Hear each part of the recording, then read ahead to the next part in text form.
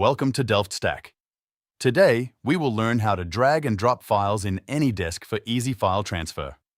First, open AnyDesk and connect to the remote computer where you want to send files. Once connected, open the File Manager or Browse Files option from the AnyDesk toolbar. Now, simply drag a file from your computer and drop it into the remote window. The transfer will start automatically, and you can see the progress on screen. Wait until the upload is complete before closing or moving to another task.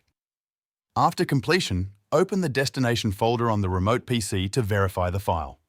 You can also drag files back from remote to local computer using the same method. This makes file sharing fast and simple without using external storage devices. Practice this feature to improve your remote work efficiency in AnyDesk sessions.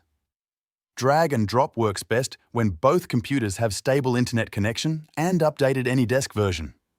If transfer is large, avoid interrupting the session to prevent incomplete file copying or errors.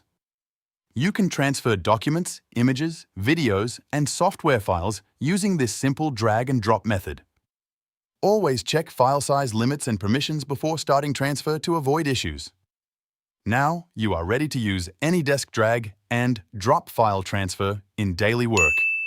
Thanks for watching.